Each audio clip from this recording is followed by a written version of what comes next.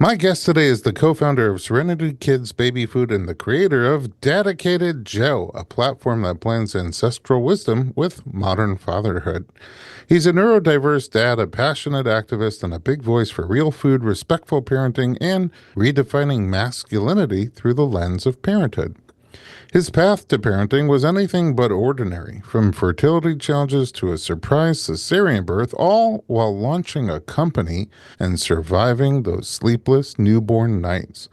But it's what he discovered after becoming a father that changed everything. I'm pregnancy-focused chiropractor Dr. Elliot Berlin, and you're listening to the Informed Pregnancy Podcast.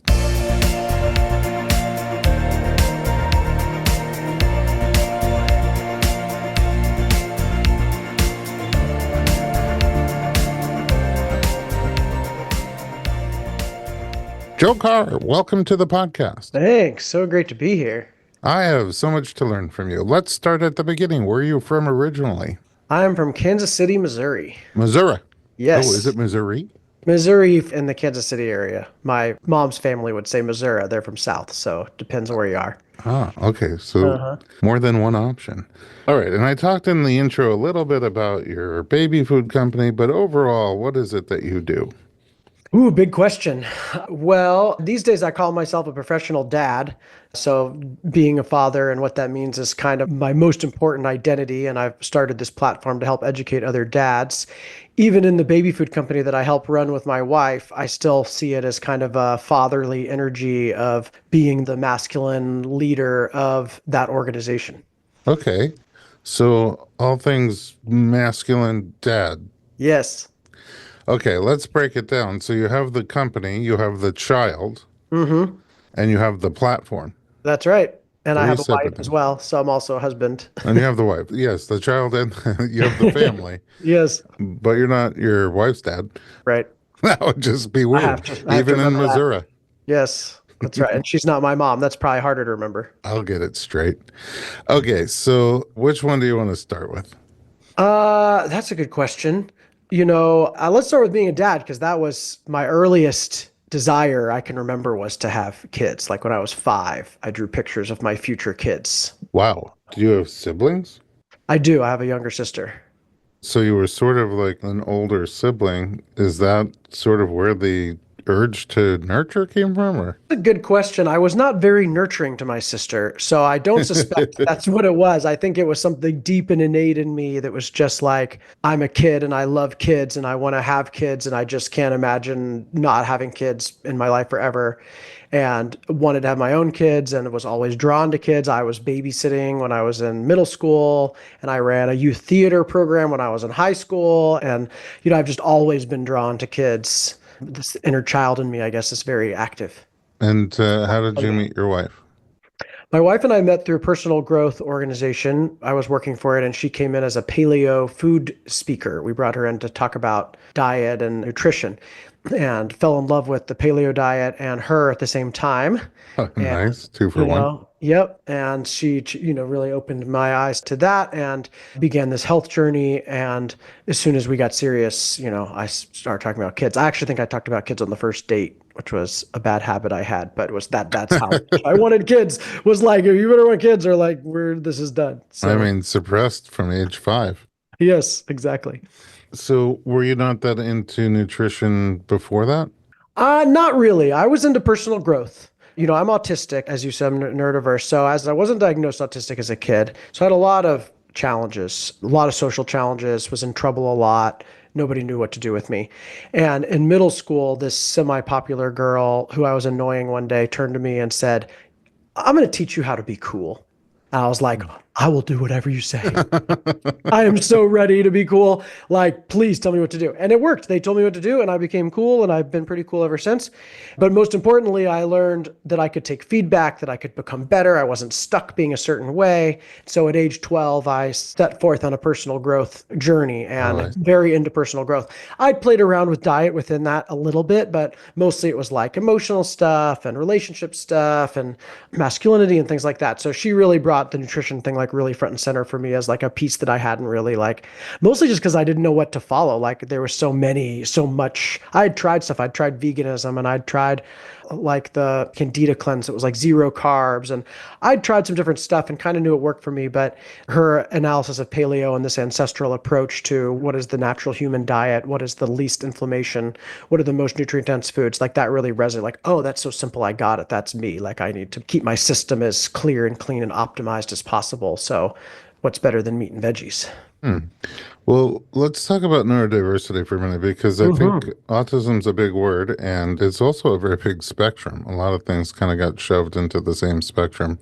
Yeah. And I think that when parents sort of hear it or when someone hears that they maybe are on that spectrum, it's a little terrifying right at first. And it'd be nice to talk to you. You have all these successful things going on and to Hmm. see you could have a great life and be on the spectrum. Yep. So when did you find out that you I were on found the out I spectrum? was 22. I was a junior in college when I found out. And I'd been having just so many relationship issues. I was able to figure out a certain dating game in high school that didn't work in college and was like, the opposite of your standard college guy. Like, could not like get girls or get relationships and could not figure out like what was wrong. So I sought out a therapist, like a men's therapist, and he figured out that he called it Asperger's at the time, which was a kind of a high functioning form of autism.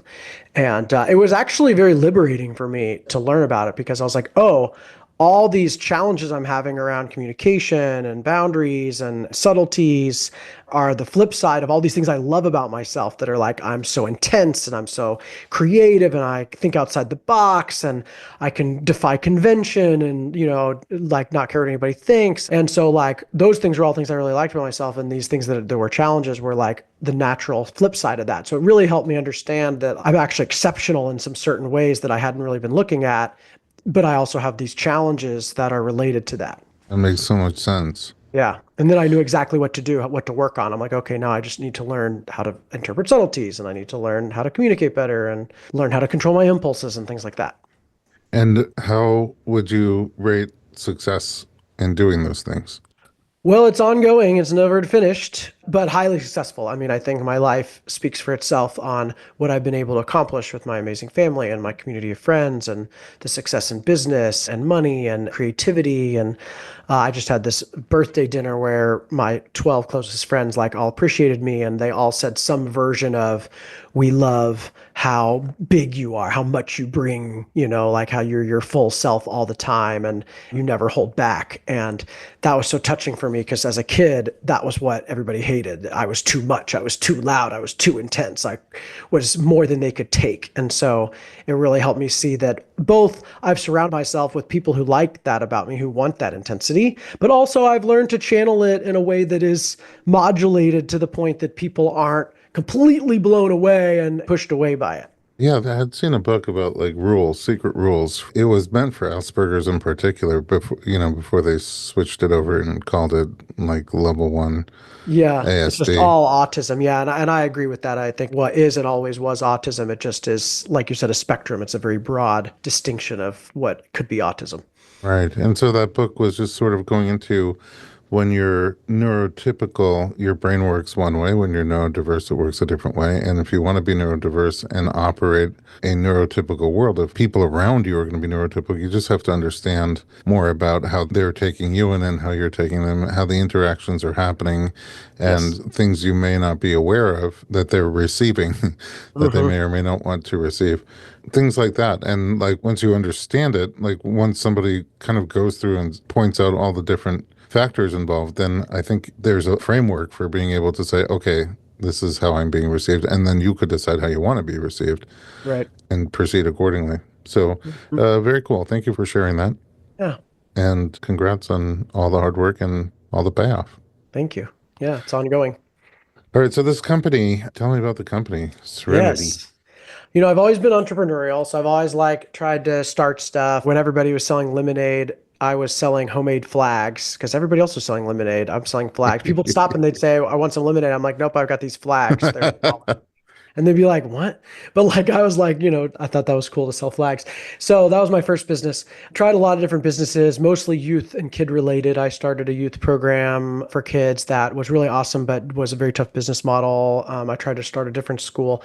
It was all very tough. And so when I met my wife and we got really into the paleo diet and we started planning to have a baby, her first thought was food. She was a really sick kid. She'd overcome a lot of health challenges through diet changes, especially from childhood, all the junk food of the 80s and 90s that we ate. So she was like, our kid's going to eat so good. Like, let's go find the baby foods. Let's find the paleo baby foods. And there was nothing. There was just no paleo baby food. Not only was it not paleo, it was all junk. It was all highly processed fruit. So very sugary, some grains, a little bit of veggies, but nothing that we were eating like meat and fat. And she did a bunch of research and she was the self-taught nutrition expert. So she researched all her paleo bloggers, as well as everything like the USDA's Guide for Infant Nutrition, which is a real page turner. She read everything. She called it her Summer of Nerddom in 2016. She just dove into all this research on babies' nutrition. And it turns out there was actually quite a bit of consensus on what babies need. That breast milk is nature's perfect baby food, and that baby foods following breast milk are essentially similar to breast milk. They're blends of fat and carbs and protein, with animal products being a central food group because breast milk is an animal product. I like to call it a free range animal product. So we thought, okay, what if we were to make baby foods based like that? What if we were to like take this baseline of breast milk and make baby foods that mimicked that as closely as possible, using the most nutritious ingredients, well-sourced meats, organic vegetables, really good fats. And so we went to the kitchen. We didn't have a baby yet, but we were determined to make this change. I was entrepreneurial anyway. She had been doing this paleo food coaching business that had gone nowhere. It was also a very tough business model. And we just had this calling to make this. So it was going to be small. We thought, oh, we'll make like a paleo baby food company. We'll sell it on Amazon. We'll make $10,000 a month and it'll be our cute little entrepreneurial project.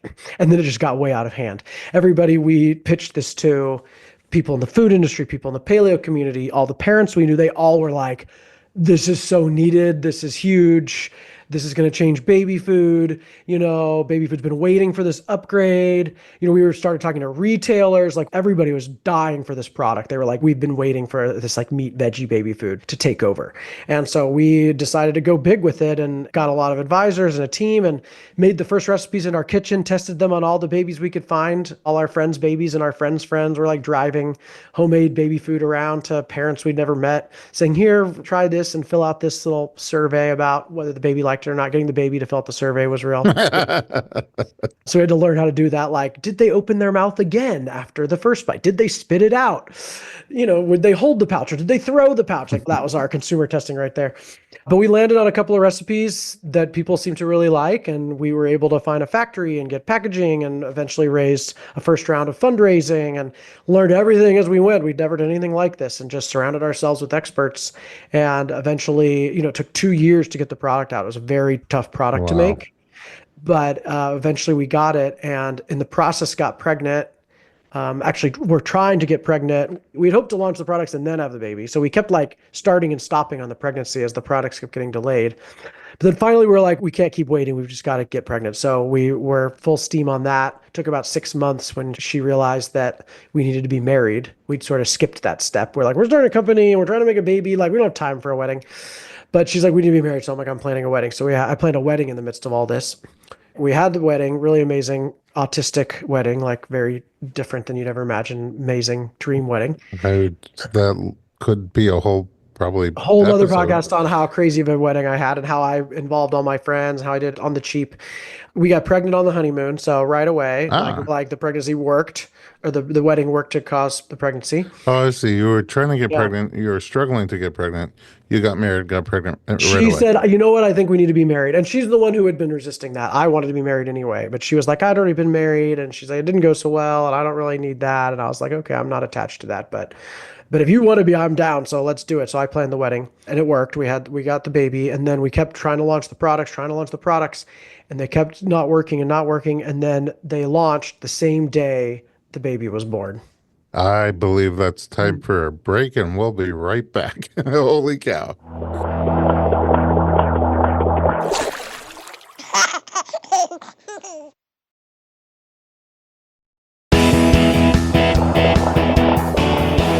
back. We're talking to Dadicated Joe, Joe Carr. Okay, Hmm. so holy cow. Yes. Not getting pregnant, get married, get pregnant, struggling to get the product launched, and you have a baby and a baby food product launch on the same day. Same day.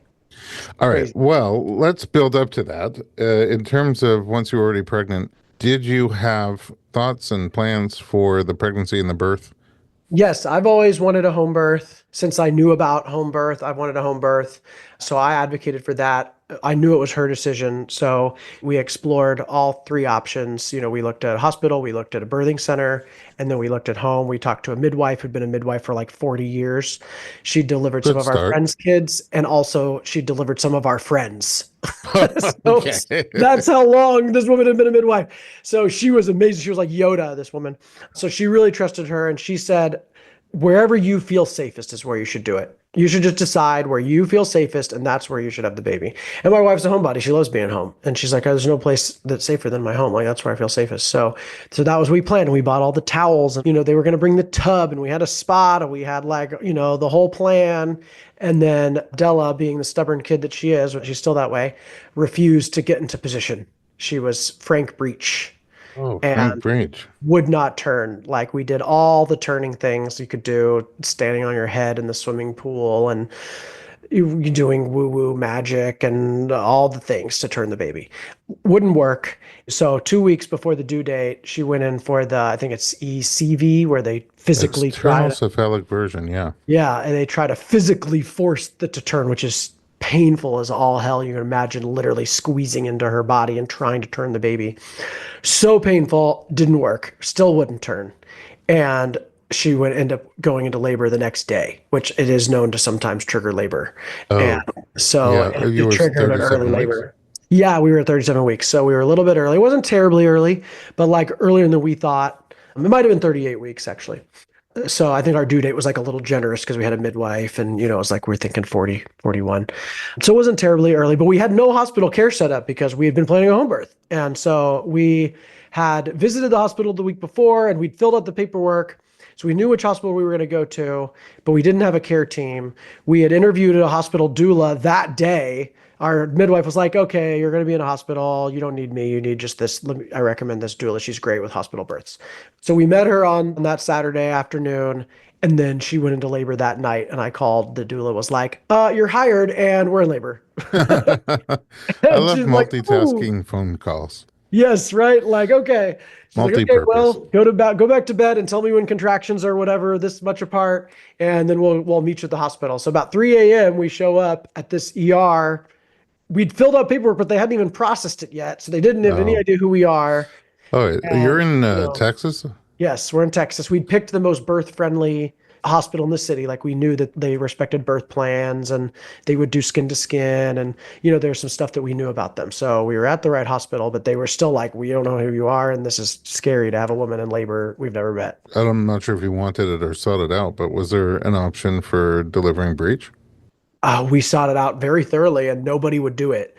There was a midwife in Dallas and a midwife in San Antonio we found, but we would have to essentially relocate to do it. Our midwife said she'd done it a few times, but she just doesn't do it anymore because you usually have to resuscitate the baby. And it's just a terrifying thing for a midwife to have to resuscitate, is what she said. So we couldn't I'm get not anybody to do it. sure. I mean, I've been to a lot of breech birth. I haven't seen the need for Yeah. resuscitation be higher or lower, but it could be My statistically wife high. would have done it. She was prepared to do it because she just did not want to have a C-section. She hates hospitals. She hates her. It's just like, if Mm. she believed it, she could do it, and we But couldn't. you didn't have Nobody a would do it. confident Yeah, option super without bummer. relocating, which is Yep, always hard to see. that's right. So we end up with a C-section in the middle of the night, a hospital nobody knows us at. And I've got a 2-page birth plan that I'm like, we've never met you, and here I am with my 2-page birth plan, and here's all the things we want, and we got most of them. It went pretty well in the scheme of things. I mean, for each of you, how is that? Because it's a very quick shift. I mean, normally, even if the baby doesn't turn during the external version, you still have a week or 2 weeks until birth. What was it like on your mind and spirit? Yeah, it was surprising and scary, and the whole thing is scary anyway. But yeah, being early was scary. We were doing this product launch, which was also terrifying. We'd been building up for 2 years to that, and so I was running that. Plus, we're in a hospital. We both hate hospitals, surgery, and we didn't know anybody. We have this doula that we just met, and like, yeah, it was pretty scary. I think I underestimate how scary that all was. Saying it all right now, I realize how intense that was for us. But in the moment, it was like, it's what we got to do, and I had a lot of faith that it was all going to be okay, and it was. The moment sounds like survival. There was definitely a lot of survival. There was definitely a lot of bowel movements. I had enormous. I was like constantly emptying my system during that whole several hours of in the hospital waiting for the baby to come. I got in a pretty big fight with the anesthesiologist who refused to let our doula or photographer in the operating room, even though that was like a standard procedure. That this was not COVID, right? There was no reason that they shouldn't have been allowed in there, but he just refused to budge on that, and like I was pretty angry about that. So this is really the only thing I didn't get was like I had to be doula and photographer and dad And in the business room. owner Well, yeah, launcher. I was in that moment. I didn't care about the products. I was just dad, but I was getting footage that I knew was going to be used on our Instagram. So I guess so. In the back of your mind. Yeah. So despite being cesarean, everything went well. Yeah, it was fine. They got her skin to skin within 3 minutes, which they think was Oh wow. fast. I thought it was slow in my mind. I thought it was like out into her body, but I touched her that whole time while they were doing all the little things that they do. Because she was Frank Breech, she had this hip dysplasia. Her legs were like up backwards. So that was kind of freaky, but I didn't know any better. No, I didn't have a newborn, so look, she seemed fine to me. But the doctors said a lot of stuff about the hip dysplasia and possibly need to wear braces. They did all this stuff to scare us that she's gonna have to wear leg braces and stuff. None of that happened. She was fine, and we got out of the hospital pretty quick. I think we're out in less than 2 days, like a day Like and a it half. was like 2 hours. Yeah, if it was me, it would be like, let's go right now. And they're like, nope, you can't leave till I think it was what you peeing or you breastfeeding. So there's two things she had to do. I think she had to poop and she had to breastfeed. So we like rushed both of those things. We got them to happen. She did have some latches because she was early. So she was just a little small. So there were some latch challenges that we never fully got better. Like we struggled with latching the whole time. Was postpartum the earlier and middle part of postpartum for each of you? Yeah, it was, the products launched, so that's stressful. We had a team in place because we knew that they were going to launch around the time of the birth. We didn't know it'd be the same day, but we knew it was going to be within the same month or so. So, it was a lot of relying on the team, which was really good for us to get used to that because we've never been able to run it all by ourselves. She had a rough recovery. She was older, she was 41. So that means she just means it's more challenging for her. She had some health issues anyway. She ended up with some pretty significant postpartum anxiety. We didn't know what that was. She was like not sleeping and was like scared of everything. And we'd heard of postpartum depression, but we didn't know about that. And so one night, she like Googled postpartum anxiety just to see if it was a thing and like learned all about this thing that turned out to be, oh, like a total thing. And that really helped her because she's been dealing with anxiety her whole life. So she knew exactly how to deal with anxiety. And it really left us passionate about learning more about postpartum mood disorders and how to notice and prevent them in women. So she struggled with that. Of course, I watching that happen, running the business, being a new dad, all the work. I'd read first 40 days, so we had a pretty solid postpartum birth plan in place. But I think we hadn't discovered your guys' afterbirth plan at the time, though now that's what I wish I had. And we give that to everybody we know who's pregnant. But we did it No. first 40 days, which is a fairly good resource. We did also hire a postpartum doula, which I thought sounded like a ridiculous waste of money at the time. But man, was she great. Like that was super Yeah. helpful. I'm Most like, we're gonna people, pay $50 an hour for her to cook and do dishes. Like what? But like, no, she was like a lot more than that. yeah. I mean, we always had a hard time when the contract was up. I'm like, maybe you could do Can two you more weeks. stay? Yep, that's right. Eventually, we learned about night care, so we actually hired a night nanny for a period of time. The latching was super hard, so we did end up getting donated breast milk within the first couple of weeks. Our midwife was like, can you get somebody to the east side? There's this back alley. You knock on the door 3 times and they come out and they'll give you breast milk. And like my sister-in-law like went to this like back alley and got like donated breast milk, like a back alley drug deal. But that like let her get a night's sleep. It was like, this will get you an uninterrupted night of sleep or two. And that she was just a wreck from the lack of sleep, both from the surgery recovery and the anxiety and the baby waking up all the time. Oh, I'm Um, picturing that scene on yeah. a TV show. Yep. Donated breast milk's a big thing. And we ended up using quite a bit of it later, as she continued to have latch issues, Serenity's supply would go down. And then we really didn't want to use formula preemptively because just there's all this stuff about the risks of formula. And so we ended up getting 6 different moms breast milk over the course of our postpartum time. Wow. And like all the we found this person had a bunch in their freezer that was 2 years old. And we're like, we'll take it. We don't care. It's a And lot like, of after dark back alley activity. yes, right. We put out the call to our network on the Instagram, like anybody who has breast milk. So we're getting it mailed, frozen freezer packed, mailed breast milk to us from other parts of the country. And that got us through to 6 months when we could start, feeding her our baby food. And we did end up using some formula, but that led us to be passionate about creating our own formula, which now we have the best formula on the market because of that experience. Easier now that there's companies that powder the breast milk. Oh, yeah, I guess so. I haven't learned that much about that, but yeah, powdered breast milk is a cool new development. New things all the time. So you Mhm. talked about how postpartum was for Serenity and the struggles that she had. How was it for you? I mean, you're juggling a lot. It was so much, I really wanted to be the best dad, the best partner. Like I was just committed to I wrote an article called How to Be a Rockstar Pregnant Father. And I always talked about how we are pregnant.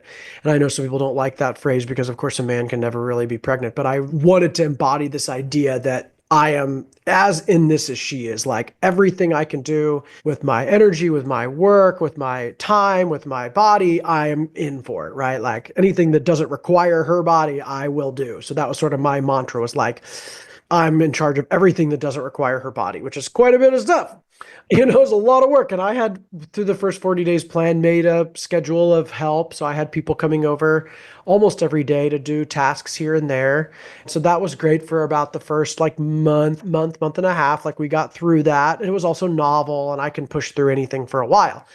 But it was about the 2 month period, I think, where I crashed, where I just was burning the candle at both ends and wasn't getting enough sleep and was running the company. And the help had sort of expired, like the newness of the baby wore off, and now everything is mine, but all the work is still here. And I just like kind of hit a bottom where I was just like, kind of depressed. And I mean, I guess there's this sort of postpartum mood disorders that some men experience. And I feel like it was the edge of that. And, I reached out and asked for help. It was like, I'm having a pretty hard time. And one of the biggest things that helped was a parenting group. We found a group called Partners in Parenting that paired people with other parents of the same age kid, like around the same due date. Oh, that's smart, helpful. And it was really cool. Like, yeah, so we started meeting with these other parents that had kids the same age, and it was like socialization for the babies, and it was facilitated. So there was like a different like class each time. A leader would like do like a little piece on like sort of recovery, and just like being around other people going through it and hearing the skills and hearing the tools was really helpful.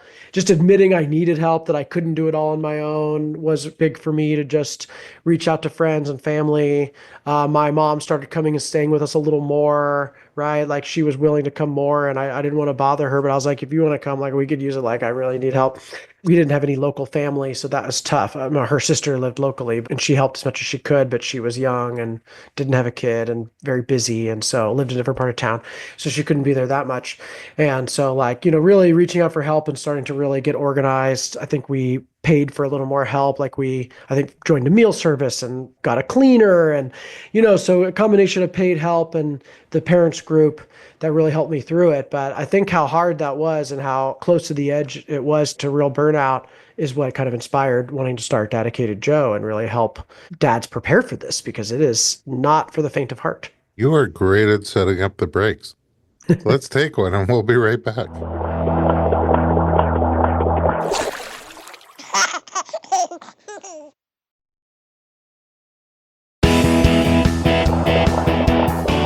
Welcome back. We're talking to Joe Carr. All right, so a little bit of a struggle with fertility, Mm-hmm. big struggle on the birth plan, Mm-hmm. some struggles postpartum. Yep. Not out of the ordinary, though. Those are kind of, I mean, all those things are fairly commonplace, but postpartum is rocky terrain. And I think that it doesn't have to be bad, but, rocky terrain in the right vehicle can feel pretty fun, like if you're off-roading. Mm. But if you were just planning to drive your regular sedan, it's going to be a tough ride. Yep. Yep. Exactly. So you mentioned Dedicated Joe. When did you come up with Dedicated Joe, and what's the platform? Yeah, it's something that's been in me for a long time. I had this vision, that I wanted to start schools or change the way kids are treated.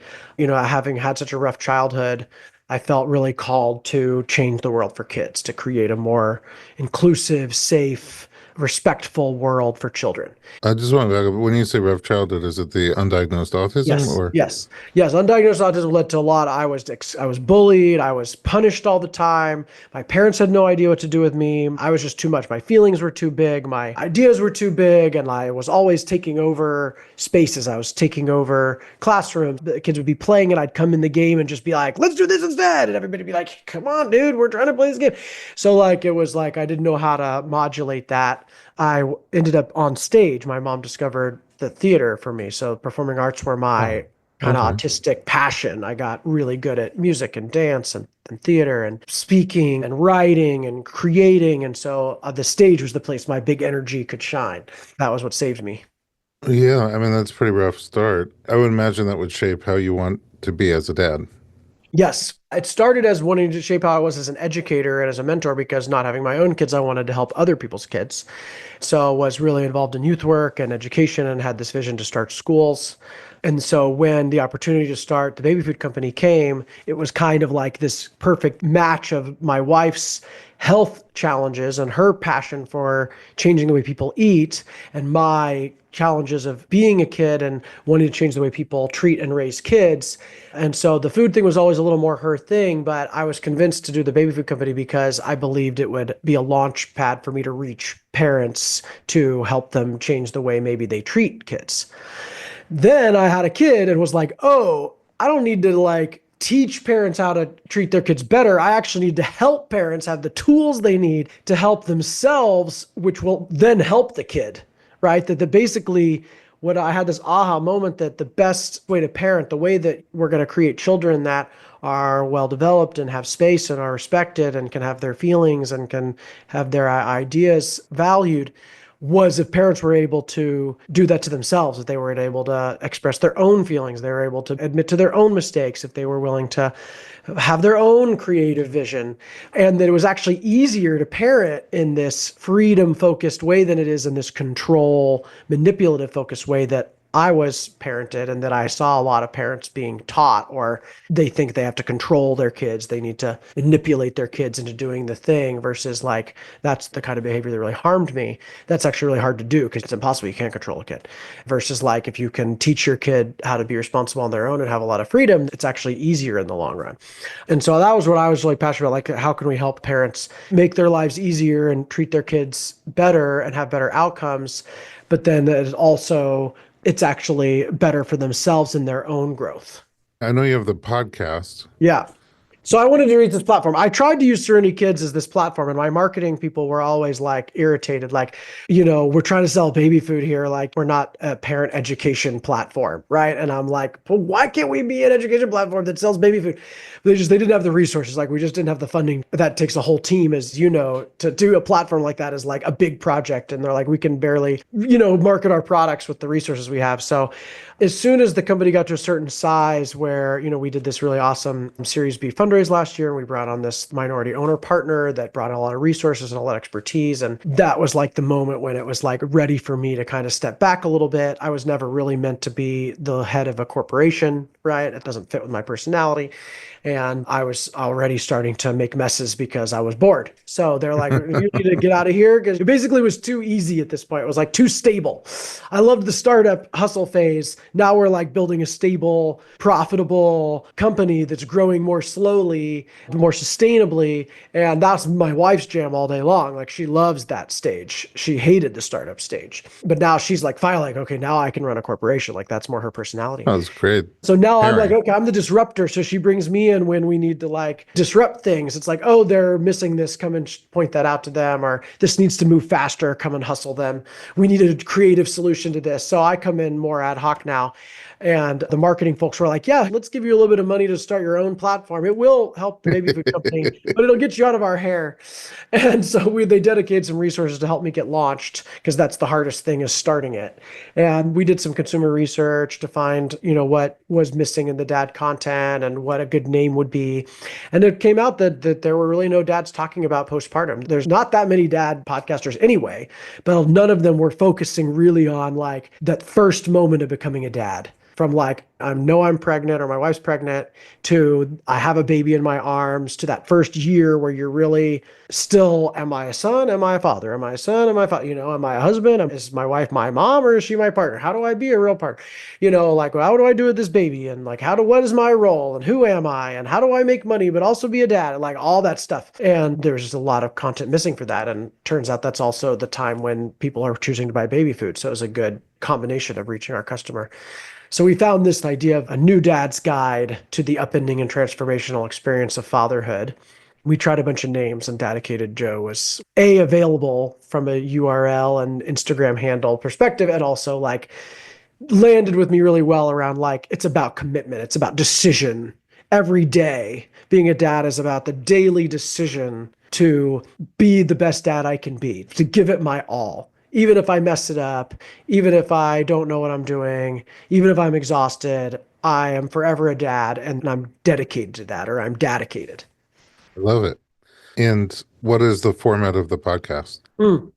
So right now I focus on dads, powerful men who are also dads, though I did just have my wife on to critique my parenting. So the Mother's Day episode was her saying all the things I did well and didn't do so well in real time. So that's a fun one. But otherwise it's dads talking to other dads, just dads who were intentional parents. And I focus a lot on why they decided to be a dad and what pregnancy was like, what their role was, what postpartum was like. You were on there. So you're actually a subject matter expert more than most of them. Mostly they're good at being a dad because they figured it out, and they're good at life. Like they're successful entrepreneurs or communicators or, podcasters themselves.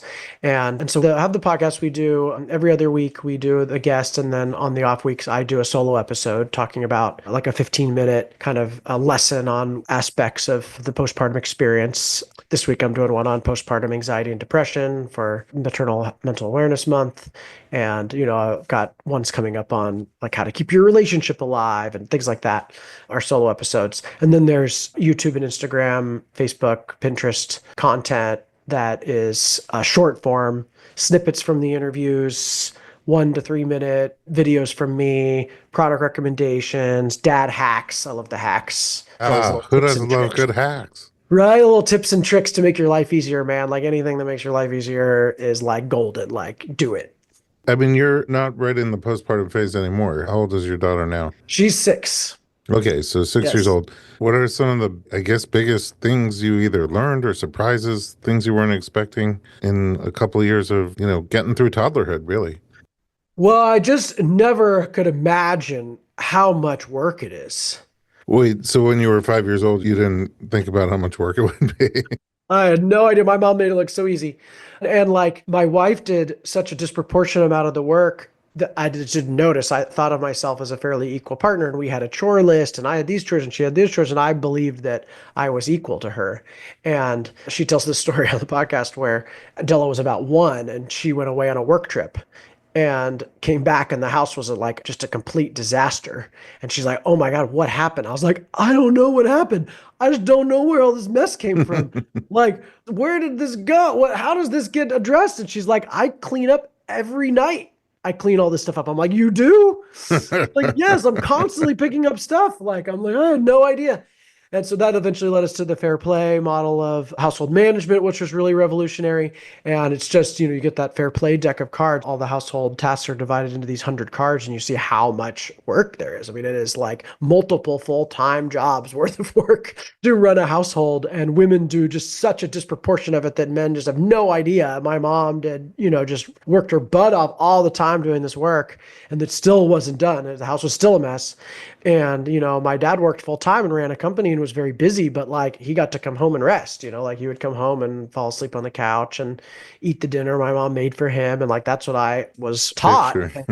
and like, I knew I didn't want to be like that. Like I knew that was a problem, but I just had no idea how much work there is and how systematically it would have to be organized. And that's really where Fair Play was powerful, because it just created the system for us of, I can really see the work she's doing and she can really know that the work I'm doing is how she wants it done. She doesn't have to worry about it. I know that I'm playing my full role and she doesn't have to nag me. And like, if we need to help each other, we know what we're asking for. Yeah, that's a great help and makes the sort of the teamwork a lot more rewarding. Yes. Yes. Okay, have you guys thought about another child? Man, I want so many kids. Like I drew those first two at 5, but like I feel like I could be a dad of like 5 or 6 kids. Like I feel like I could be one of those dads that has just an army of children. Despite all the work that I just talked about, I still You believe that I still could want to do do that. it?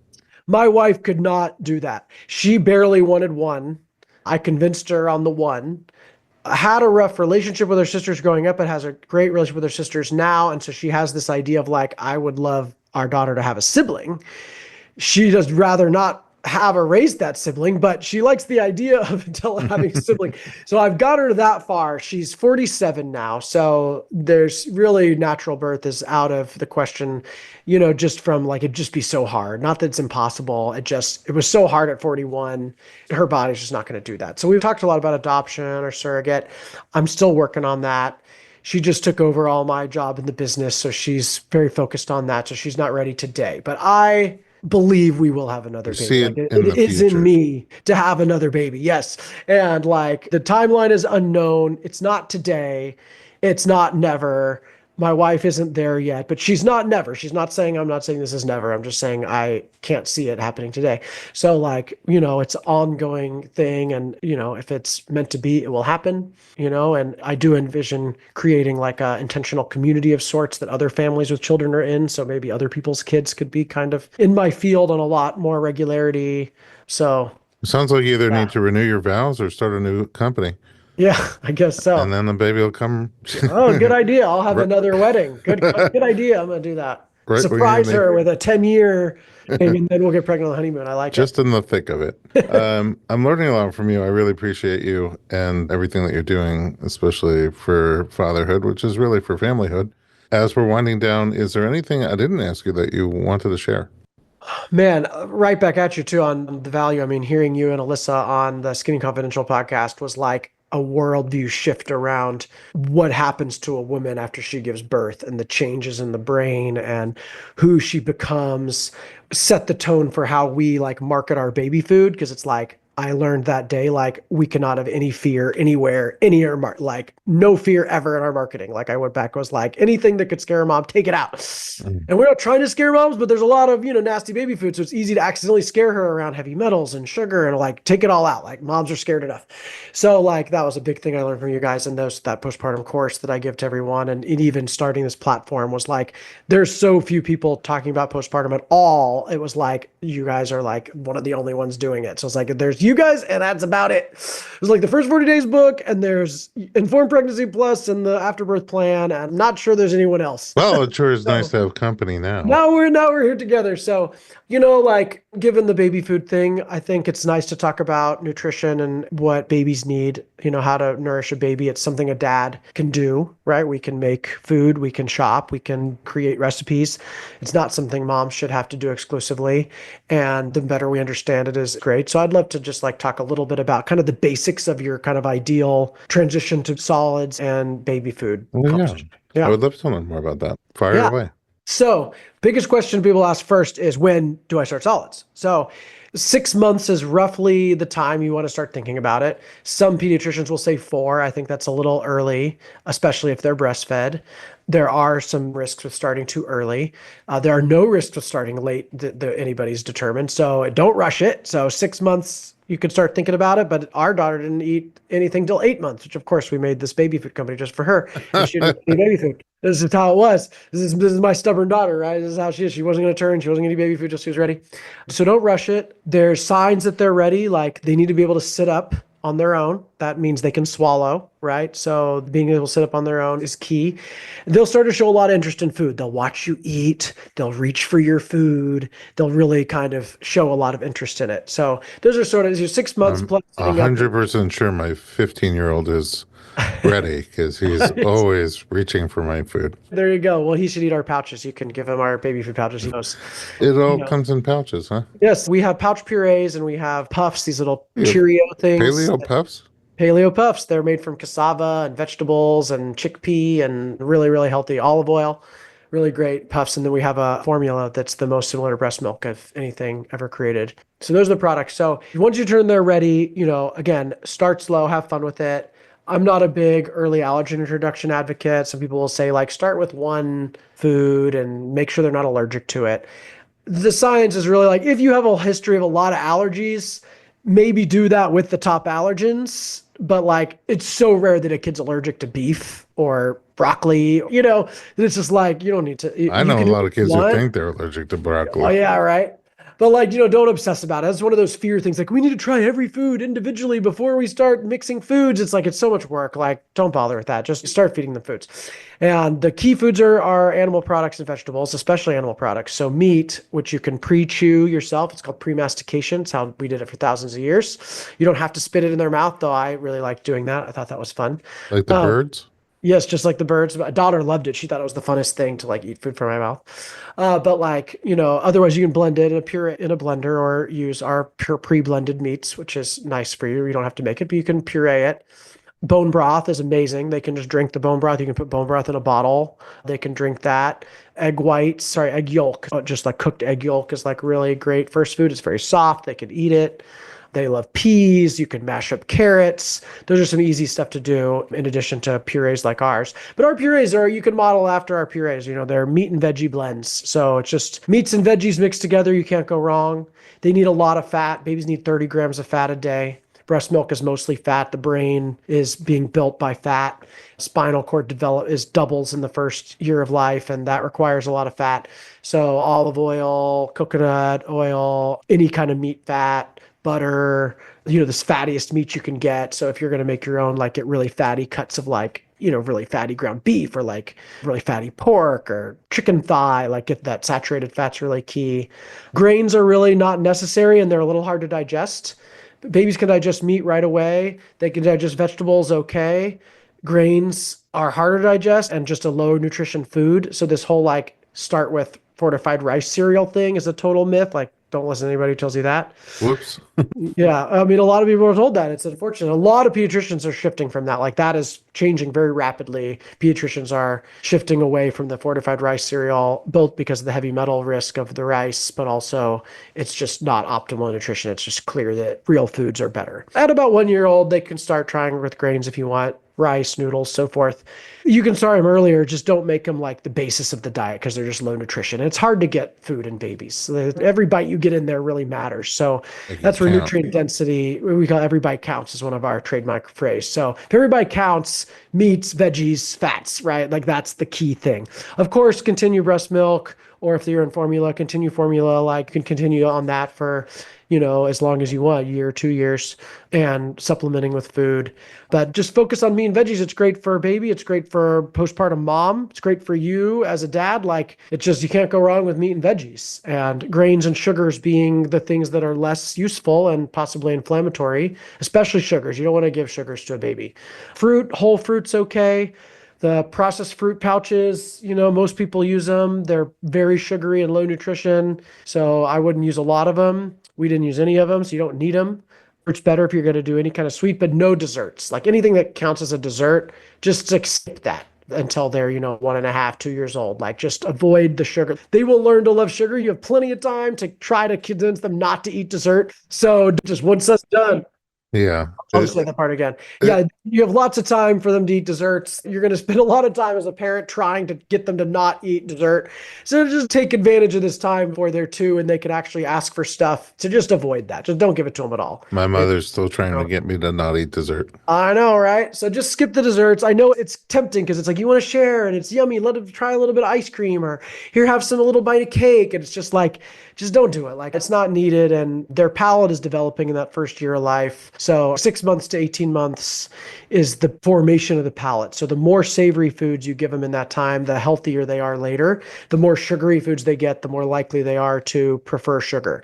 So a lot of people don't realize that like you're introducing as many flavors in that 6 month to 18-month window is key. Our pouches include all kinds of herbs and spices, and we have a curry and a chimichurri. And, if you want to make it easy to introduce savory flavors, our pouches work really well for that. But like, just, make sure that you give them a lot of different sour and savory and umami flavors, and they can have sweet too. They can have some fruit, but you don't need to teach them to like fruit and sugar. Like they're going to naturally want sugar. So we do need to teach them to love that taste of meat. And that worked with Della. Her favorite food is olives. She loves green olives. She still drinks a lot of bone broth. She loves bone broth. She loves bone broth soups.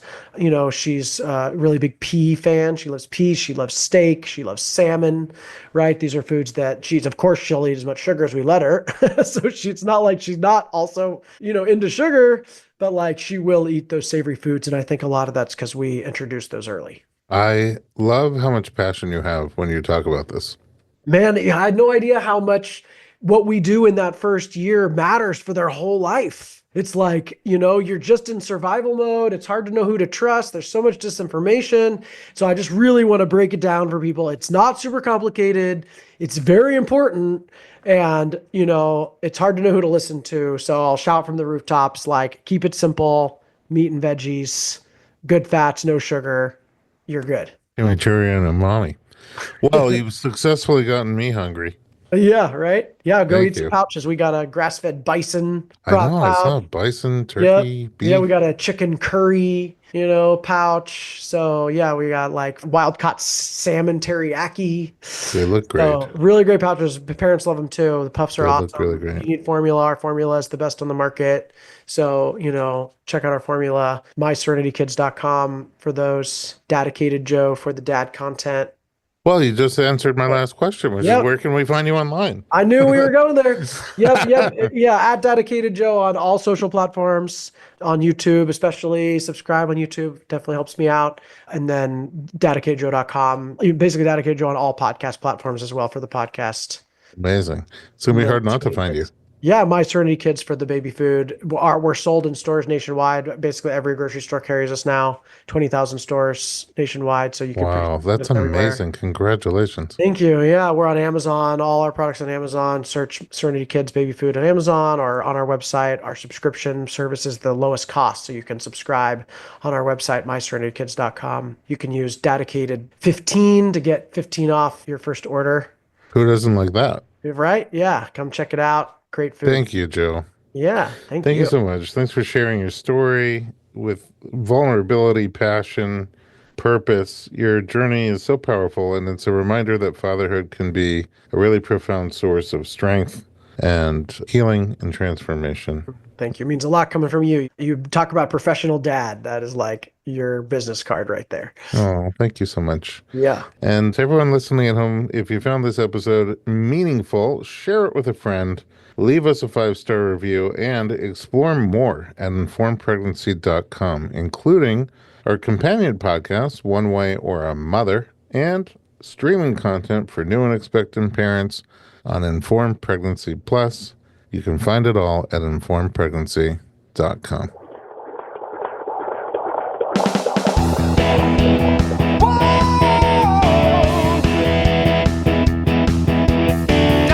Doctor, give me the news. I got a whole lot of questions for you. This kid's gonna test my will. I got a lot to learn.